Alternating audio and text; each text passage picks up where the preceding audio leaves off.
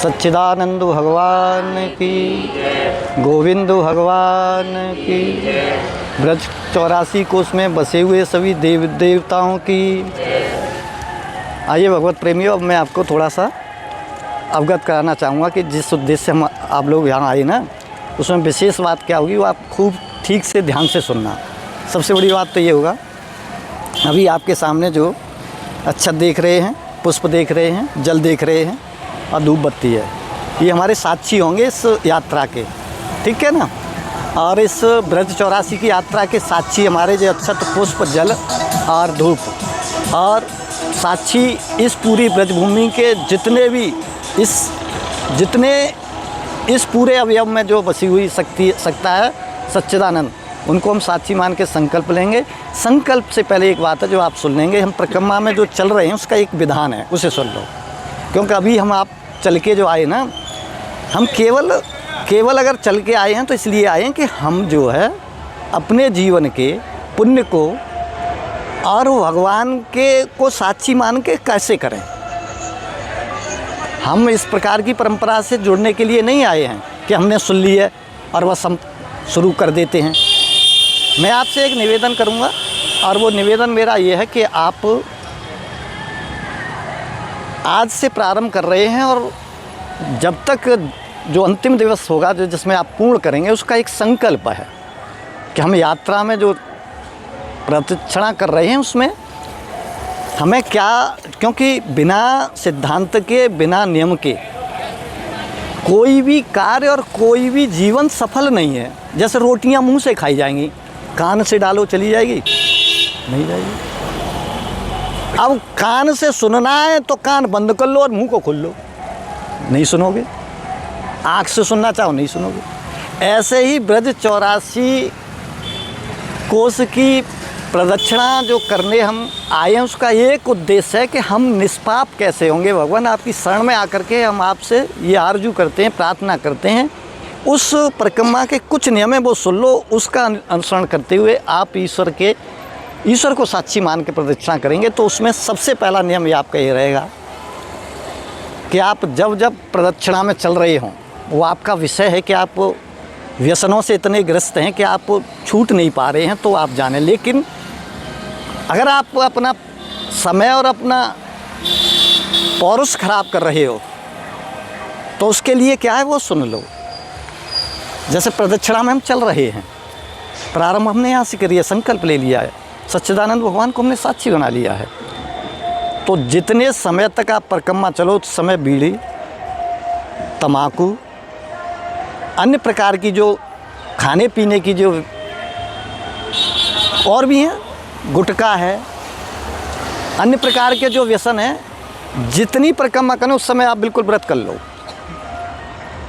अगर वास्तव में आपको परिक्रमा का लाभ चाहिए तो यहाँ ऐसा किदवंती नहीं है, ऐसा बिल्कुल शाश्वत है।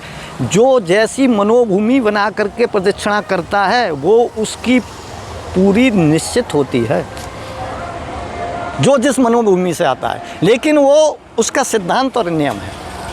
परिक्रमा के नियम नहीं हैं तो परिक्रमा नहीं है, और परिक्रमा अगर है तो उसके नियम हैं। और नियम में सबसे पहले कोई व्यसन किसी प्रकार का प्रदक्षिणा करते समय नहीं करेंगे।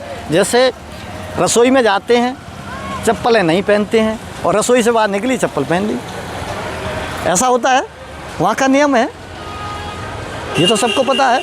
ऐसे ही इस प्रदक्षिणा में किसी को व्यसन अपनी परिक्रमा के समय मत करो। अगर आप आदत से बाज आ रहे नहीं हो और आदत है आपको, तो आपने 4 घंटे परिक्रमा करनी है, 2 घंटे परिक्रमा करनी है, उस समय आप बिल्कुल मत करिए, उस समय छोड़ दो। एक बात। दूसरी बात, परिक्रमा में आप सुमिरन करो, मेरी राय। और इसका नियम, सुमिरन आपको करना आवश्यक है। आपके पास नहीं है, अपने मन ही मन करिएगा, मतलब करो। सुमिरन करते अगर आप करेंगे, देखिए आज इस पूरे ब्रह्मांड में एक ऐसी शक्ति है जो नहीं दिखती है, लेकिन वो शक्ति सबको देखती है कि आप क्या कर रहे हैं।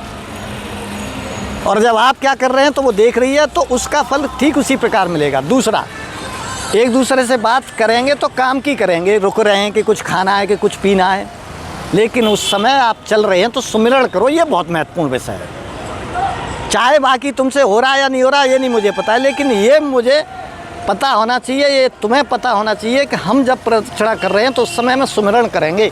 किसी पर गुरु मंत्र है आप उसका करिएगा। आपके पास मान लीजिएगा राधा जप करना है, कृष्ण जप करना है, राम जप करना है, हनुमान जप करना है, देवी जप करना है, जो जिसके इष्ट हैं उनका जप करते हुए प्रदक्षिणा करें। परंपरागत कार्यक्रम में नहीं चलेंगे आप। हम केवल परंपरा की प्रदक्षिणा नहीं कर रहे हैं, बस आँख खुली और दौड़ लिए। सुबह की परिक्रमा प्रारंभ करेंगे आप स्नान करके, पूजा करके। आप कैसी पूजा कर सकते हैं वैसी करिए, नहीं है तो मानसिक पूजा सबसे प्रबल हुआ करती है। कहते हैं स्थूल पूजा से मानसिक पूजा 1000 गुनी लाभदायक होती है। और लग भी कुछ नहीं रहा, सबसे बढ़िया बात तो कि लग कुछ नहीं रहा है। तो मानसिक पूजा में आप केवल हाथ जोड़ लेंगे भगवान के और प्रार्थना करेंगे कि हे प्रभु, मैं आज के दिवस की परिक्रमा प्रारंभ कर रहा हूँ। मैं अक्षत चढ़ाता हूँ, पुष्प चढ़ाता हूँ, धूप दिखाता हूँ, जल का अर्घ लगाता हूँ, हाथ जोड़ के विनती करता हूँ कि आज के दिवस की मेरी प्रदक्षिणा आपके लिए जो मैं लगा रहा हूँ, मैंने आपको खुश करने के लिए, आपसे मांग कुछ नहीं रहा हूँ। ये ध्यान रहा, भक्ति में निष्कामता। ईश्वर को पता है, वो क्या भगवान कृष्ण गीता में कहते हैं कि तू अगर मौन है तो मुझे पता है तू क्यों चुप है, और अधिक बोल रहा है तो भी मुझे पता है तू क्यों बोल रहा है। जब उनको पता ही है तो फिर क्यों कह दे कि हम इसलिए लगा रहे हैं कि ये चाहिए। आप तो केवल मन में मानसिक विचार करो। ईश्वर को पता है क्योंकि वो ईश्वर देख रहा है, हम नहीं देख पा रहे हैं, हम सामर्थ्यवान नहीं है, लेकिन वो सामर्थ्यवान है, सर्वशक्तिमान है, सच्चिदानंद स्वरूप हैं और वो देख रहे हैं। तो हम ठाकुर जी से प्रार्थना करेंगे आपके लिए, और आप प्रार्थना कर रहे हैं अपने इस लोक का है। या ये तो कट गया यार, कुछ का आधा कट गया, कुछ का आधा इससे ज़्यादा कट गया, कुछ का शुरू हो गया, और कब किसका समाप्त हो जाए किसी को नहीं पता। तो परलोक जिसे कहते हैं फिर गमन होना है, क्योंकि जन्म लेने का अर्थ है जन्म ही मृत्यु के लिए लिया जाता है, मरने के लिए। तो पुनः हम दूसरे लोक में जाएंगे, पुनः दूसरा जन्म पाएंगे, वो हमारा अच्छा हो, बेहतर हो आज से, क्योंकि हर का आदमी बेहतर चाहता है कि बेहतर हो आज से। तो परिक्रमा में आप एक संकल्प आप लेंगे कि मैं जब प्रदक्षिणा करूंगा तो जप करूंगा, किसी प्रकार की अपवित्रता अपने से नहीं जुड़ने दूंगा, ये संकल्प होगा। अक्षत पुष्प और ये जल देख रहे हैं आप। अगला संकल्प में पहलू होगा कि आप कोशिश करना इस ब्रजभूमि की, अभी ये ब्रजभूमि अभी सभी को तिलक करना होगा, इस रज को लगाना है मत्थे से, और ये कहना है ठाकुर जी अब आपकी शरण में, अब आप जानो भाई, हमें कुछ नहीं पता है कैसे तो लगवाओगे और क्यों लगा रहे हैं और क्या होगा हमें नहीं कुछ भी पता है, हम आपकी शरणागति हैं। और भगवान कृष्ण ने गीता में बड़ा स्पष्ट कहा है कि सर्वधर्म परित्याज्य माम एकम शरणं व्रज। अरे छोड़ सब कुछ मेरी शरण में आ, फिर मैंने जानी तेरे दुख सुख की लाभ हानि की, और साफ कहा, स्पष्ट कहा है। तो बंधुओं आपसे निवेदन, भगवत प्रेमियों आपसे प्रार्थना कि आप प्रदक्षिणा के नियमों में आप पवित्र जितना रह सकते उतना रहेंगे। परिक्रमा के समय आपको सुमिरन करना है, जिसको जो अच्छा लगता हो, हर व्यापक सर्वत्र समाना, जान लो सो देख लो, ईश्वर सब में है। आप जिस नाम से बुलाना चाहो, भगवान ने एकदम स्वतंत्र कर दिया, आप किसी भी नाम से बुलाओ, कैसे भी बुलाओ, जागते हुए बुलाओ, सोते हुए बुलाओ, रोते हुए बुलाओ, हंसते हुए बुलाओ, कुछ मांगो तो बुलाओ, कुछ ना मांगो तो बुलाओ। वो कहते हैं कि हर स्थिति में मैं तेरे साथ हूँ, बस चुनाव तुझे करना है कि तू मुझे भजेगा कि नहीं भजेगा।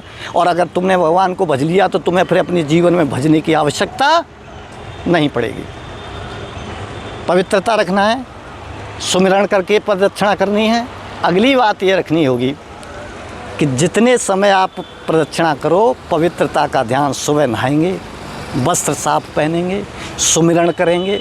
अब पवित्र ना हो उसमें ये सारे दंत फंद आते, बीड़ी सिगरेट ये वो चुगली, ये सब खत्म। बाकी सब में तुम्हें लग रहा है कि ना चैन ना पड़ रहा महाराज, तुम जानो तुम्हारा काम, तुम जानो तुम्हारा काम, इस भाव से लगाएंगे। आइए हम फिर उसी भगवान से प्रार्थना करेंगे। तो एक बार भगवान की प्रार्थना हो जाए कुछ शब्दों से।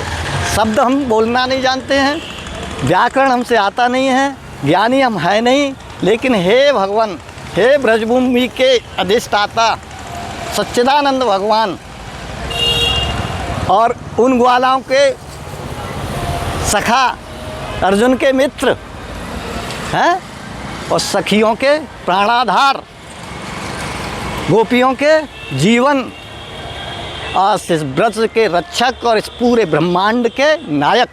आइए हम आपकी प्रार्थना करते हैं, सभी हाथ जोड़ लें और मनी मन भगवान की प्रार्थना। ओम गुरुर्ब्रह्मा गुरुर्विष्णु गुरुर्देवो महेश्वर गुरुर्साक्षात् परब्रह्म तस्मै श्री गुरुवे नमः। तस्मै श्री गुरुवे नमः। त्वमेव माता च पिता त्वमेव, त्वमेव बन्धो च सखा त्वमेव, त्वमेव वेद्या द्रविणं त्वमेव, त्वमेव सर्वं मम देव देव, त्वमेव सर्वं मम देव देव। कर्पूरगौरं करुणावतारं संसारसारं भुजगेन्द्रहारं सदा वसन्तं हृदयारविन्दे भवं भवानी सहितं नमामि, भवं भवानी सहितं नमामि। बैठे बैठे